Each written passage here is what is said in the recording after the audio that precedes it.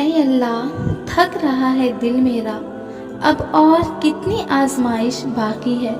تو اللہ فرماتے ہیں، گھبراؤ نہیں میری بندی، صبر کرو، میں اپنے محبوب بندے کو ہی آزماتا ہوں تاکہ اسے اپنے سے قریب کر سکوں۔ ابھی جو تم تکلیف میں ہو، تمہیں لگ رہا ہوگا شاید تمہارے صبر کا صلہ نہیں دیا جائے گا، تمہیں لگ رہا ہوگا شاید تمہاری دعاؤں کا جواب نہیں دیا جائے گا، تمہیں لگ رہا ہوگا یہ جو غم ہے نا کبھی کم نہیں ہوگا اور نہ اس کے بدلے خوشیاں آئیں گی، شاید تمہارے اوپر آنے والی آزمائش بھی ہمیشہ کے لیے لگ رہی ہوگی، مگر یقین مانو یہ ہمیشہ کے لیے نہیں ہے، یہ وقت مشکل ضرور ہے لیکن گزر جائے گا۔ تمہارے صبر کے صلے بھی اللہ کے پاس تیار ہیں، وہ بہترین منزلیں جس کے بارے میں تمہارا گمان بھی نہیں ہے وہ اللہ نے سنبھال رکھا ہے۔ تمہاری دعائیں رد نہیں ہوئی ہیں، بس اللہ دیکھ رہا ہے میرا بندہ کہیں مایوس تو نہیں ہو جاتا۔ میری اس آزمائش سے مایوس نہیں ہونا، کیونکہ مایوسی اندھیرا ہے، تمہاری زندگی میں بھی اندھیرا ہو جائے گا۔ اللہ پر یقین رکھو، کیونکہ یقین روشنی اور اجالے کی طرح ہے جو سکون دیتی ہے، جو اندھیرے کو ختم کرتی ہے۔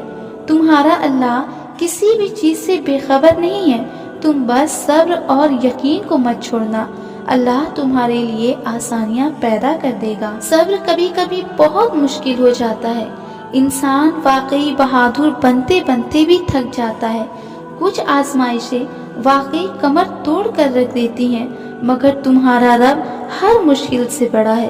تم بس اس ایک بات سے ہمت رکھو کہ شاید تم بھول جاؤ، مگر وہ رب تمہارے صبر کے وہ لمحات، وہ روتی ہوئی آنکھیں، وہ کپ کپاتے ہوئے ہونٹ، وہ سجدوں میں جھکنے والا سر اور صرف اس کو راضی کرنے کی تڑپ میں رہنے والا دل کچھ بھی نہیں بھولے گا۔ تمہیں ہر عمل کا اجر وہ اتنا دے گا کہ تم شکر کے سجدے کرتے رہ جاؤ گے۔ یہ جو تم تھک گئے ہو نا، تمہارا اسی نے صبر کا صلہ دلانا ہے۔ اللہ کے سپرد کرنا سیکھو، ہر چیز کو، ہر فیصلے کو۔ جب آپ جائے نماز پر بیٹھتے ہیں نا تو بھاری دل کو خالی کر کے اٹھا کرو۔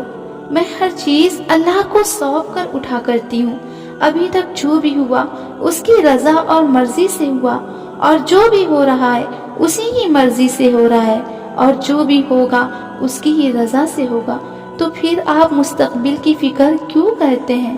نصیب لکھنے والے کو نصیب کا نگہبان رہنے دیں، آپ اس کے فیصلوں پر سر جھکا کر اطمینان سے چلتے رہیں، یقین رکھیں اس پر وہ بہترین اجر دے گا۔ کبھی کبھی ہم اللہ سے بہت دعائیں مانگتے ہیں، لیکن ہمارے بار بار مانگنے کے بعد بھی ہمیں وہ نہیں ملتا جو ہم مانگ رہے ہوتے ہیں۔ ہم روتے ہیں، چیختے ہیں، سسکیاں لیتے ہیں، پھر بھی کچھ دعائیں ادھوری رہتی ہیں۔ پتہ ہے ایسا کیوں ہوتا ہے؟ کیونکہ ہم جو مانگ رہے ہیں، قرآن کہتا ہے کہ اللہ فرما رہا ہے، ایک چیز جو تم کو اچھی نہیں لگتی تم اسے برا خیال کرتے ہو، حالانکہ وہ تمہارے لیے اچھی ہوتی ہے، اور ایک چیز جس کو تم اچھا خیال کرتے ہو حالانکہ وہ تمہارے لیے بری ہوتی ہے، اس لیے تم نہیں جانتے جو میں جانتا ہوں۔ اللہ کی مصلحت اللہ ہی بہتر جانتا ہے۔ اگر کوئی بچہ اپنی ماں سے کہے کہ وہ آگ میں چھلانگ لگانا چاہتا ہے تو کیا ماں اسے چھلانگ لگانے دے گی؟ نہیں نا۔ پھر وہ رب آپ کو کیسے وہ چیز دے دے گا جو آپ کے لیے بہتر نہیں ہے؟